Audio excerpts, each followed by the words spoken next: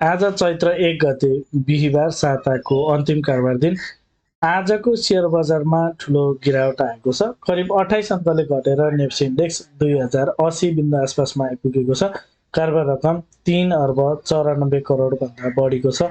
आजको शेयर बजारको अवस्था के कस्तो रहेको छ, विभिन्न टेक्निकल टुल्सहरूको अवस्था के कस्तो रहेको छ, टेक्निकल्ली नेप्सेको मुभमेन्ट के कस्तो रहेको छ, समीक्षा गर्नको लागि सदा चाहिँ आज पनि नेप्से एनालाइसिस लिएर म उपस्थित भइसकेको छु। नमस्ते, म हरि लामिछाने हजुरहरूलाई मेरो यस युट्युब च्यानलमा हार्दिक स्वागत गर्दछु।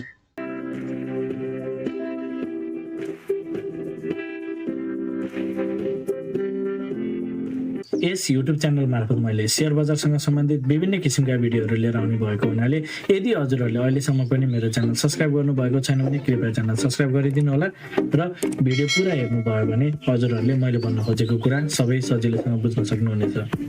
शेयर बजार अत्यन्त जोखिमको क्षेत्र भएको हुनाले लगानीकर्ता स्वयंले गहन अध्ययन र अनुसन्धान गरेर मात्र आफ्नो कदमहरू चाल्नको लागि उचित हुन्छ। यो भिडियो नितान्त इन्फर्मेटिभ तथा एजुकेसनल पर्पजले तयार गरिएको हुँदा यस भिडियोको आधारमा आफ्नो ट्रेडिङ स्ट्र्याटेजी नबनाउनको लागि हार्दिक अनुरोध गर्दछु। स्क्रिनमा नेप्सेको प्राइस चार्ट देख्न सकिन्छ। आज पनि नेप्सेमा एउटा बेरिस क्यान्डल नै बनेको छ। बेरिस मरबुजु टाइपको क्यान्डल छ। नेप्से अलि ठुलो अङ्कले घटेको देख्न सकिन्छ। कारोबार रकम हिजो अस्तिको भन्दा केही घटे पनि एभरेज कारोबार रकमभन्दा बढी नै छ। 4 अर्ब हारेको कारोबार धेरै सकारात्मक रूपमा नै लिन पर्ने हुन्छ। मार्केट आज चाहिँ अलिकति ठुलो अङ्कले घटेको देख्न सकिन्छ। लगातार केही दिनदेखि बढेको बजार हिजो थोरै अङ्कले गिरावट आएको र आज चाहिँ अलिकति ठुलो अङ्कले घटेको देख्न सकिन्छ। अब आजको इन्ट्राडे चार्ट बजार ओपन भए लगतै सुरुवाती चरणमा केही मार्केट तल आएको थियो। केही तल आएको बजार फेरि केही माथितिर जाने प्रयास गरेको थियो, तर खासै केही माथितिर पनि बजार गएको देखिन्छ, तर खासै त्यति माथि पुगेन। आजको लागि एउटा हाइएस्ट पोइन्ट क्रिएट गरे लगतै बजार चाहिँ फेरि त्यहाँबाट चाहिँ गर्दै गर्दै एकहोरो रूपमा घट्दै तल आएको देखिन्छ। केही धेरै तल आइसकेपछि बजार थोरै केही माथितिर जाने प्रयास गर्दा खासै माथितिर जान सकेन, फेरि पनि बजार तल अन्तिममा भने केही बाउन्स गर्ने प्रयास गरेको थियो, तर फेरि पनि घटेर नै बन्द भएको छ। अन्तिम 5 मिनटको क्यान्डल समेत रातो देखिएको छ। ओभरअल जुन हिसाबले मार्केट एकदम तेज माथितिर गइरहेको थियो, त्यसमा चाहिँ अहिले मार्केट एउटा करेक्सनमा रहेको देखिन्छ र यो 2045-46 भन्दा माथिको मार्केट चाहिँ एउटा पोजिटिभ रूपमा नै हामीले लिन सक्छौँ। जबसम्म यो लो ब्रेक गर्दैन 5 मिनट टाइमको ट्रेन्ड पनि स्ट्रङ रहनेछ भनेर हामीले हेर्न सक्छौँ। अहिले मार्केटको स्थिति कस्तो छ भन्दा जुन हिसाबले माथि गइरहेको थियो त्यसको एउटा नर्मल करेक्सनको फेजमा देखिएको छ।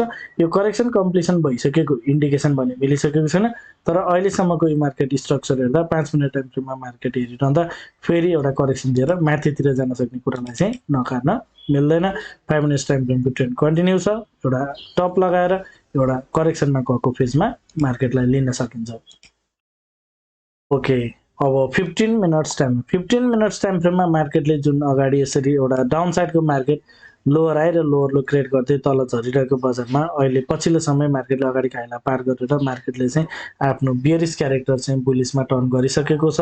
एउटा हाईभन्दा मार्केट चाहिँ माथितिर लागिसकेको छ र मार्केटको हायर हाई मार्केट बनाउन गइरहेको छ। अहिलेसम्म पनि 15 मिनट्स टाइम फ्रेममा यो नै हाई हो भन्ने कन्फर्म भइसकेको छैन। बजार चाहिँ एउटा टप लगाएर एउटा रिट्रेसमेन्टको फेजमा मात्र आइरहेको छ र जबसम्म बजारले यो लेभल भनेको 2045-46 नै हुन आउँछ, जबसम्म यो लेभललाई ब्रेक गर्दैन तबसम्म चाहिँ मार्केटको ट्रेन्ड अपसाइडमा नै स्ट्रङ मोमेन्टम रहनेछ र यसरी मार्केटले यो लेभललाई ब्रेक नगरुन्जेलसम्म चान्सेस भनेको माथितिर पनि जान सक्ने हुन्छ। यदि 2046 लाई ब्रेक गर्दै मार्केट तलतिर लाग्छ भने चाहिँ यो लेभलबाट केही न केही मुक्त मार्केटमा माथितिर जान्छ। यो लेभलबाट माथि जाने क्रममा अब यो हाईलाई पार गर्न सक्दैन र त्यसपछि तल आउँछ भने चाहिँ पुनः यो लोहरूमा चाहिँ स्टेबल हुन सक्दैन र मार्केट नयाँ लो खोजी गर्दै यसरी शार्प डाउन हुन सक्ने चान्स पनि बढ्न सक्छ भन्ने चाहिँ मेरो आफ्नो एनालाइसिसमा रहेको छ। ओके, सो 2046 सम्मको लेभललाई चाहिँ एउटा नर्मल करेक्सनको रूपमा लिन सक्ने बुझ्न सकिन्छ। एउटा शार्प प्राइस पछि एउटा नर्मल करेक्सन हो कि भन्ने फेजमा नै लिन सकिन्छ। एउटा जानकारी, यदि हजुरहरू एडभान्स लेभलको टेक्निकल एनालाइसिसको कोर्स गर्न चाहनुहुन्छ भने, स्मार्ट मनी कन्सेप्टको क्लास गर्न चाहनुहुन्छ भने साथै यदि हजुरहरू मेरो सल्लाहमा सेयर खरिद बिक्री गर्न चाहनुहुन्छ एज अ एडभाइजर ग्रुपमा मलाई लिन चाहनुहुन्छ भने यदि हजुरहरू स्टक मार्केट रिलेटेड इन्टरेक्सन तथा डिस्कसन ग्रुपमा पार्टिसिपेट गर्न चाहनुहुन्छ भने कृपया स्क्रिनमा देखाएको नम्बरमा सम्पर्क गर्नुहोला 9863805867 यसमा कल मेसेज अथवा वाट्सएप गर्न सक्नुहुनेछ। अब आवरली टाइम फ्रेममा जाउँ। आवरली टाइम फ्रेममा रेगुलर रूपमा सेयर गरेको कुरा मार्केटले जुन हिसाबले तलबाट माथि जाने क्रममा एउटा स्ट्रङ अपट्रेन्डको च्यानल हाईहरू माथि माथि लोहरू पनि माथि माथि हायर हाई र हायर लोको जुन एउटा च्यानल थियो त्यसलाई चाहिँ अहिले मार्केटले ब्रेक गरिसकेको छ। अगाडिको हायर लोलाई ब्रेक गरेर मार्केटले आवरली टाइम फ्रेममा लोअर लो फर्मेसन गरिसकेको हुनाले मार्केट माथि गएको मुभ एउटा जस्ट एउटा करेक्टिभ मुभ अथवा एउटा पुलब्याक मुभ मात्र हुन सक्ने र मार्केटले जबसम्म यो 2215 को अगाडिको हाईलाई पार गर्दैन तबसम्म मार्केट जति माथि गए पनि एउटा लोअर हाई नै क्रिएट गर्न गएको हुन सक्ने र फेरि मार्केट त्यसरी तलतिर गएर यो लो भन्दा पनि तल अर्को लोअर लो फर्मेसन गर्न सक्ने चान्स चाहिँ रहन सक्छ भन्ने प्राइमरी अथवा पहिलो एनालाइसिस यो तरिकाले हामीले हेर्न पर्ने हुन्छ। र जुन हिसाबले बजार अहिले तलबाट चाहिँ यो माथि गइरहेको छ एउटा लो लगाएर चाहिँ माथि गइरहेको प्याटर्न हेर्दा एउटा इम्पल्सिभ मुभ त्यसपछि फेरि करेक्सन फेरि इम्पल्सिभ मुभ फेरि एउटा करेक्सनको फेजमा चाहिँ रहेर फेरि इम्पल्स कन्टिन्युएसन गर्छ कि भन्ने हिसाबले लिन चाहिँ सकिन्छ। तर जुन हिसाबले मार्केटले एउटा इम्पल्सिभ मुभ फेरि एउटा करेक्सन फेरि इम्पल्सिभ मुभ यो चाहिँ एउटा नर्मल करेक्सन मात्र हुन सक्छ कि भन्ने हिसाबले लिन सकिन्छ। तर जति माथि गए पनि मार्केटले जबसम्म यो अहिले पार गर्दैन तबसम्म त्यो भनेको एउटा जस्ट एउटा चाहिँ पुल ब्याककै अपस्विङ हो भन्ने हिसाबले पनि लिन सक्ने कुराहरू इन्टरनली चाहिँ हामी यसरी हेर्न सक्छौँ। अहिले चाहिँ एउटा सार्प राइजपछि एउटा करेक्सनको फेजमा रहेको मार्केट हामी हेर्न सक्छौँ। हिजोको मार्केटमा देखिएको चाहिँ के थियो भन्दा आवरली क्यान्डलहरू हेर्दा तलबाट चाहिँ लोअर स्याडोहरू बनिरहेको थियो मार्केट तल आउने बित्तिकै फेरि माथि फर्किने देखिएको थियो भने आज चाहिँ अन्तिम क्यान्डल पोजिटिभ छ सुरुको क्यान्डल पोजिटिभ छ तर बिचमा चाहिँ मार्केट एउटा इम्पल्सिभ डाउन भएको देखिन्छ। यसले चाहिँ एउटा करेक्सनको फेजमा रहेको देखिन्छ र अब तल आउने क्रममा मार्केट चाहिँ आवरली टाइम फ्रेम अनुसार चाहिँ जबसम्म यो लो ब्रेक गर्दैन तबसम्म माथितिर जान सक्ने चान्सेस पनि हुनसक्छ भन्ने हिसाबले नै लिन सकिन्छ। तर इन्टरनल स्ट्रक्चर मात्र हो यो ओभरअलमा चाहिँ हामी आवरली टाइम फ्रेममा क्लियर डाउन ट्रेन्डमा छौँ। ओके एनालाइसिस महत्त्वपूर्ण छ विकली टाइम फ्रेमको एनालाइसिस पनि रहनेछ सो अन्तिमसम्म हेर्नु होला। अब डेली टाइम फ्रेममा जाउँ। डेली टाइम फ्रेममा यसरी तेज अगाडि बढिरहेको भयो एउटा इम्पल्सिभ मुभ एउटा करेक्सन त्यसरी फेरि जुन हिसाबले मार्केट माथि गइरहेको थियो जुन हिजो क्यान्डल बनेको थियो हिजोको क्यान्डल अगाडिको यो जुन बुलिस मारुबोजु क्यान्डल छ यो क्यान्डलभन्दा पर्फेक्टली माथितिर क्लोज नगरेको हुनाले मार्केट केही तलतिर जान सक्छ भन्ने हिजोको एनालाइसिसमा सेयर गरेको थिएँ। आज मार्केट केही तलतिर गएको छ सो आजको क्यान्डलले हिजोको क्यान्डललाई चाहिँ भ्यालिड गरेको छ जुन हिसाबले यहाँबाट तलबाट माथि गइरहेको थियो यहाँ सेयर गर्न खोजेको कुरा जुन हिसाबले यसरी बजार चाहिँ यो तल्लो बिन्दुबाट चाहिँ यसरी माथि गइरहेको थियो। सो अब यो चाहिँ एउटा टप लगाएर एउटा करेक्सन फेजमा गइरहेको प्याटर्न चाहिँ आजको क्यान्डलले भ्यालिड गरेको छ। अलिकति करेक्सन केही ठुलो हुन सक्ने आजको क्यान्डलले इन्डिकेट गरेको छ र यो तल आउने क्रममा पहिलो सपोर्ट अथवा भनौँ 2040 सम्मको करेक्सनलाई नर्मल रूपमा लिन सकिन्छ। यहाँबाट फेरि यसरी माथितिर जान्छ कि भन्ने हिसाबले नै हामी हेर्न सक्छौँ। यदि 2040 भन्दा क्लोजिङ हिसाबले बजार तलतिर लाग्दै जान्छ भने मार्केट चाहिँ पुनः यो लोलाई ब्रेक गर्दै तलतिर जान सक्ने कुरा चाहिँ फेरि पनि आउन सक्छ।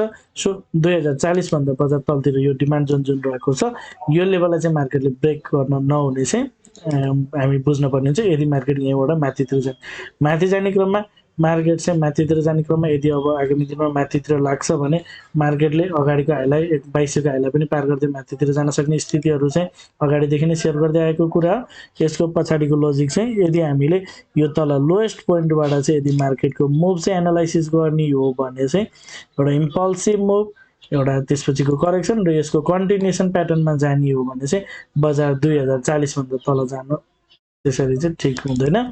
तर यदि बजार 2040 भन्दा पुनः तलतिर लाग्न थाल्छ भने यो एउटा म्यानिपुलेसन रहेछ भन्ने चाहिँ क्लियर रूपमा हामीले हेर्न सक्छौँ। बजार जहिले पनि म्यानिपुलेसन चल्ने गर्छ। एउटा इम्पल्सिभ क्यान्डल बन्यो त्यसपछि मार्केट तेज घट्यो तलतिर जान सक्छ।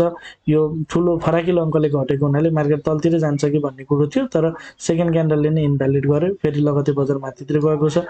अहिले त यसो हेर्दा इन्टरनल रूपमा मार्केटको ट्रेन्ड राम्रो देखिएको छ तर सो माथि देखेको हुनाले 2040 भन्दा माथि रन्जेलसम्म माथितिरको लागि हामी हेर्न सक्छौँ। यदि 2040 भन्दा तल जान थाल्यो भने चाहिँ फेरि पनि जुन अगाडिको मुभसँग कम्पेरिजन गर्दा मार्केट यसरी यसको अगाडिको डाउन मुभको रिब्यालेन्सिङ गरेर फेरि पनि यो डाउन ट्रेन्डमै जान खोजेको र यो बिचमा चाहिँ एउटा पुल ब्याक मात्र गएको रूपमा नै विश्लेषण गर्नुपर्ने हुन्छ। सो विभिन्न एंगलबाट चाहिँ एनालाइसिस गर्नुपर्ने हुन्छ। विकली टाइम फ्रेमले के भन्छ त्यसले बढी प्रिसाइज गर्छ। आजको क्यान्डल र हिजोको क्यान्डल हेर्दा चाहिँ मार्केट एउटा अलिकति ठुलो करेक्सनमा जान खोजेको, आगामी दिन पनि बजार घटेको तलतिर जान सक्ने स्थिति चाहिँ बन्न सक्छ। अब विकली टाइम फ्रेम छ। विकली टाइम फ्रेममा क्यान्डल चाहिँ बुलिस बनेको छ, तर अगाडिको क्यान्डल भन्दा पर्फेक्टली माथि क्लोजिङ गरेको छैन। माथितिर गए पनि फर्केर तले आएर बन्द गरेको छ। यसले चाहिँ माथितिर गएको मुभ चाहिँ जुन हिसाबले माथिको कन्टिन्युएसन प्याटर्न चाहिँ यसले गर्दैन।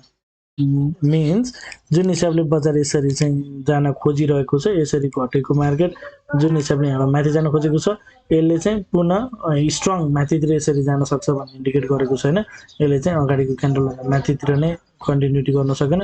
सो विकली क्यान्डल हेरिरहँदा चाहिँ फेरि यसले यसरी फेरि तल पो जाने हो कि भन्ने खालको इन्डिकेट चाहिँ गर्छ। विकली क्यान्डल त्यति पर्फेक्ट देखेको छैन। अगाडि पनि तलबाट प्राइस रिजेक्सन थियो, त्यही पनि यो हप्ता बजार माथि गयो, अहिले यो हप्ता पनि माथिबाट प्राइस रिजेक्सन छ। यो चाहिँ त्यति सकारात्मक कुरा होइन। अब कन्क्लुजन गर्ने हो भने चाहिँ ओभरअल विकली टाइम फ्रेम हेर्दा चाहिँ त्यति पोजिटिभ देखिएन। बजारले क्लियरली माथितिरको ट्रेन्ड क्याच गर्न नसकेको देखिन्छ। त्यसै गरी डेली टाइम फ्रेम पनि यदि हामी हेरिरहन्छौँ भने एनालाइसिस गर्दा मार्केटले अगाडिको हाइलाई पार गर्न सक्छ भन्ने हिसाबले हामी अगाडि बढे पनि मार्केटले जबसम्म यो 2215 लाई पार गर्दैन तबसम्म आवर्ली टाइम फ्रेममा क्लियर बियरिश नै देखिन्छ। अगाडिको लो भन्दा तलतिर गएछ, क्लियर डाउन ट्रेन्डकै च्यानल छ। We cannot expect for the market to cross the level of 2200। त्यसै गरी 15 मिनट्स टाइम फ्रेममा एउटा सार्प प्राइस पछि एउटा करेक्सन फेज हुन्छ। यो करेक्सन जारी रहेको देखिन्छ। 5 मिनट टाइम फ्रेममा पनि मार्केट एउटा अपस्विङ पछि एउटा करेक्टिभ फेजमा रहेको छ। यो करेक्सन जारी नै रहेको देखिन्छ र यो यदि मार्केट 2040 भन्दा तल गएन भने त्यो नै सकारात्मक कुरा हुने बुझ्न सकिन्छ। हजुरहरूलाई मेरो एनालाइसिस, मेरो प्रेजेन्टेसन के कस्तो लागिरहेको छ कमेन्टमा जानकारी गराइदिनु होला। यदि मेरो एनालाइसिस मन परिरहेको छ, के हजुरहरूलाई सहयोग पुर्याएको छ भिडियोमा एक लाइक भने अवश्य गरिदिनु होला। मलाई केही सल्लाह सुझाव वा प्रतिक्रिया छ भने कमेन्ट मार्फत दिन सक्नुहुनेछ। पहिलो पटक भिडियो हेर्दै हुनुहुन्छ भने च्यानल सब्स्क्राइब गरेर जोडिनु होला भन्न चाहन्छु। हवस् त, धन्यवाद, नमस्ते।